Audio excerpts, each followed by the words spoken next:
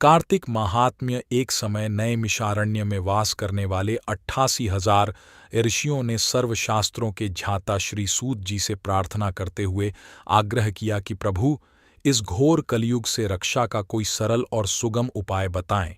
तब सूत जी बोले कि हे श्रेष्ठ ऋषियों, इस प्रश्न को सबसे पहले श्री नारद जी ने जगत पिता श्री ब्रह्मा जी से पूछा था। नारद जी ने कहा था कि हे पितामह, कृपा कर कलयुग से रक्षा और इस घोर कलयुग में प्राणी मात्र कम किए का अधिक फल पा सके, ऐसा कोई उपाय बताएं। कलयुग में कौन सा देव सर्वफलदायी है, कौन सा तीर्थ सबसे अधिक पुण्यदायी और कौन सा माह श्रेष्ठ है। कृपा करके विस्तार से यह सब बताएं जिससे लोगों का हित हो। हे वत्स, लोकहित में किया गया तुम्हारा यह प्रश्न बड़ा ही उपयोगी है। श्री ब्रह्मा जी ने कहा, मैं विस्तार से इसका उत्तर दूंगा। ब्रह्मा जी ने कहा, हे पुत्र, देवों में कौन बड़ा है और कौन छोटा, कहना कठिन है। इसी प्रकार तीर्थों में भी हर एक तीर्थ का अपना अलग महत्व है और वर्ष के 12 माह सृष्टिकर्ता की रचना होने से इनमें छोटा बड़ा अथवा शुभ अशुभ सोचना भी ठीक नहीं। फिर भी हे मुनिश्रेष्ठ, उस परम पिता परमात्मा के विष्णु स्वरूप को साधकों ने श्रेष्ठ माना है। इसी प्रकार तीर्थों में भी बद्रीनाथ धाम और मासों में कार्तिक मास को उत्तम माना है। हे पुत्र, वही देव, वही माह और वही तीर्थ उत्तम है जिसके सहारे हम परमपिता का स्मरण करें। इसी प्रकार जगदीश्वर की सेवा करने का अवसर मिलना ही महत्वपूर्ण है। यह सुनकर नारद जी ने पूछा, हे पितामह, जो भक्त किसी समय विशेष में व्रत, दान, कथा कीर्तन अथवा शास्त्रों का पठन पाठन करना चाहे तो इसके लिए शुभ माह कौन सा है, किस समय में किए गए यह कार्य शीघ्र एवं शुभ फलदायी होते हैं। वत्स, श्री ब्रह्मा जी ने भगवान श्री कृष्ण का स्मरण कर कहा, मैं तुम्हें भगवान श्री विष्णु को सर्वाधिक प्रिय कार्तिक माह का माहात्म्य सुनाता हूं। इस कार्तिक मास में भगवान विष्णु की प्रसन्नता के लिए जो व्रत अथवा पुण्य कर्म किए जाते हैं उनका कभी नाश नहीं होता। इस माह में जो मनुष्य भगवान की पूजा अर्चना विधि विधान से करते हैं और पूर्ण श्रद्धा युक्त होकर जप, तप, व्रत, कथा श्रवण और दान पुण्यादि करते हैं, वे परम पद के अधिकारी हो जाते हैं। हे नारद, सभी देहों में मानव देह पाना बड़े सौभाग्य की बात है। इस दुर्लभ मानव योनि को पाकर पुनः निम्न योनि में न जा पड़ने के इच्छुक व्यक्ति को चाहिए कि वह कार्तिक माह का व्रत करे, श्रद्धा भक्ति से भगवान की पूजा करे और इस भवसागर को पार कर देवत्व प्राप्त करे। श्री ब्रह्मा जी पुनः बोले, हे भक्त शिरोमणि, कार्तिक जैसा माह, गंगा जैसा तीर्थ, सत्ययुग जैसा युग और वेदों जैसा शास्त्र दूसरा कोई नहीं। इसी प्रकार अन्नदान जैसा दूसरा कोई दान नहीं है। न्याय एवं परिश्रम से कमाए धन को दान करने के लिए कार्तिक मास ही सबसे उत्तम है। इस जैसा दूसरा कोई माह नहीं है। हे नारद, इस मास में पराया अन्न न खाना चाहिए। ऐसा करने वाला अतिकृच्छ व्रत का फल पाता है।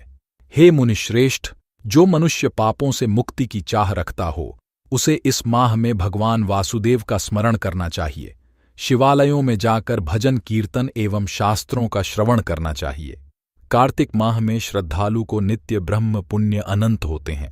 श्री ब्रह्मा जी ने कहा, हे देवर्षि, कार्तिक मास में व्रत करने का इच्छुक व्यक्ति ब्रह्म मुहूर्त में उठे और नित्य कर्मों से निवृत्त होकर किसी नदी, सरोवर या कुएं आदि पर जाकर स्नान करे।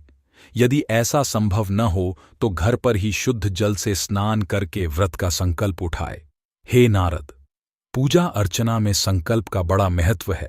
यह श्रद्धालु व्यक्ति की निष्ठा को बलवान बनाता है। यदि कोई श्रद्धालु स्वयं संकल्प न उठा सके तो पुरोहित की सहायता ले लेनी चाहिए।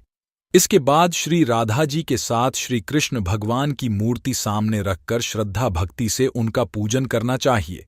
सबसे पहले श्री राधा कृष्ण जी का ध्यान करे, तत्पश्चात उन्हें आमंत्रित करे, फिर चरण पखारने, आचमन और स्नान आदि के लिए जल अर्पित करे, वस्त्र, तिलक, पुष्प और अक्षत चढ़ावे। इसके बाद धूप व दीप दिखावे। तत्पश्चात श्रद्धापूर्वक नैवेद्य अर्पित करे। इसके बाद पान सुपारी अर्पित करे। फिर प्रदक्षिणा कर भगवान को नमस्कार करे। नमस्कार करने के उपरांत भगवान को तुलसी मंजरी अर्पित करनी चाहिए। यह पूजन की षोडशोपचार विधि है। हे नारद, इस प्रकार भगवान का पूजन करने से व्रत का पूर्ण फल प्राप्त होता है। हे महर्षि, इस बात को तुम्हारे अतिरिक्त भली प्रकार कौन समझ सकता है कि भगवान तो भावना के भूखे हैं, अतः श्रद्धालु को बड़ी श्रद्धा और भक्ति के साथ भगवान का पूजन करना चाहिए। जैसी जिसकी भावना होती है, प्रभु उसे वैसा ही फल देते हैं। पूजन करने के बाद भगवान के नाम का कीर्तन करना चाहिए। कार्तिक मास का यह संकल्प संयम और श्रद्धा से पूरा करने वाला मनचाहा फल पाता है। हे पुत्र, ब्रह्मा जी ने कहा, प्रत्येक व्रत के उद्यापन का विधान है। इस कलिकाल में संकल्प लेकर किए गए व्रत का पूर्ण हो जाना भगवान की कृपा को ही दर्शाता है। इसके लिए उद्यापन की व्यवस्था है।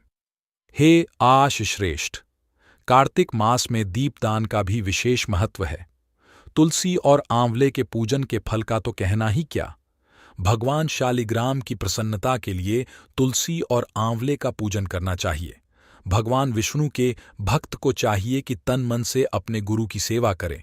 संतोषी ब्राह्मण को सपत्नीक सादर आमंत्रित कर उनका सत्कार करे और प्रेम पूर्वक भोजन करावे तथा वस्त्र, छाता, जूता, रत्न, स्वर्ण आदि भेंट कर उनका आशीर्वाद ले। हे देवर्षि, कार्तिक मास में प्रातः अरुणोदय, सूर्योदय काल में भगवान विष्णु का पूजन करना मोक्षदायी होता है। किसी पवित्र नदी, तालाब, सरोवर अथवा कूप जल से स्नान कर पूजन करना, पाठ अथवा कथा सुनना चाहिए और सुपात्र याचक को दान देने से श्रद्धालु व्यक्ति के पितरों का भी उद्धार हो जाता है। हे नारद, कार्तिक मास में जो श्रद्धालु भगवान विष्णु का कमल पुष्पों से पूजन करता है, वह जन्म जन्म के पापों से मुक्त हो जाता है। कार्तिक मास में जो श्रद्धालु भगवान विष्णु के 12 अक्षर मंत्र ओम नमो भगवते वासुदेवाय का जाप करते हुए प्रत्येक जाप के साथ भगवान श्री विष्णु को तुलसी दल, तुलसी का एक पत्ता एक दल कहलाता है, अर्पित करता है, वह मोती दान करने जैसा फल पाता है। जो श्रद्धालु भगवान श्री विष्णु की आरती कर प्रसाद स्वरूप प्रभु की मूर्ति के सम्मुख तुलसी दल अर्पित करता है, उसे सहज ही भगवान की कृपा प्राप्त हो जाती है। जो श्रद्धालु तुलसी दल पहले भगवान को चढ़ावे और फिर प्रसाद रूप में स्वयं ग्रहण करे, उसके शरीर की शुद्धि हो जाती है। हे पुत्र, कार्तिक मास में भगवान के नाम स्मरण की बड़ी महिमा है। कार्तिक मास में सर्व पापहारिणी श्रीमद्भगवद गीता का पाठ पढ़ना सुनना चाहिए। स्कंद पुराण के अनुसार कार्तिक मास में गीता का पाठ करने वाले के पुण्य अनंत होते हैं। श्री ब्रह्मा जी ने कहा, हे देवर्षि, कार्तिक मास में व्रत करने का इच्छुक व्यक्ति ब्रह्म मुहूर्त में उठे और नित्य कर्मों से निवृत्त होकर किसी नदी, सरोवर या कुएं आदि पर जाकर स्नान करे। यदि ऐसा संभव न हो तो घर पर ही शुद्ध जल से स्नान करके व्रत का संकल्प उठाए। हे नारद, पूजा अर्चना में संकल्प का बड़ा महत्व है। यह श्रद्धालु व्यक्ति की निष्ठा को बलवान बनाता है। यदि कोई श्रद्धालु स्वयं संकल्प न उठा सके तो पुरोहित की सहायता ले लेनी चाहिए। इसके बाद श्री राधा जी के साथ श्री कृष्ण भगवान की मूर्ति सामने रखकर श्रद्धा भक्ति से उनका पूजन करना चाहिए। सबसे पहले श्री राधा कृष्ण जी का ध्यान करें, तत्पश्चात उन्हें आमंत्रित करें।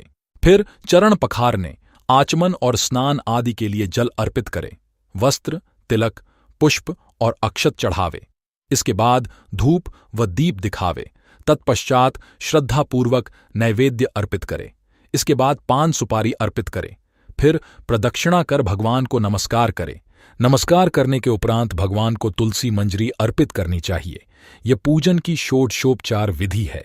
हे नारद, इस प्रकार भगवान का पूजन करने से व्रत का पूर्ण फल प्राप्त होता है। हे महर्षि, इस बात को तुम्हारे अतिरिक्त भली प्रकार कौन समझ सकता है कि भगवान तो भावना के भूखे हैं, अतः श्रद्धालु को बड़ी श्रद्धा और भक्ति के साथ भगवान का पूजन करना चाहिए। जैसी जिसकी भावना होती है, प्रभु उसे वैसा ही फल देते हैं। पूजन करने के बाद भगवान के नाम का कीर्तन करना चाहिए।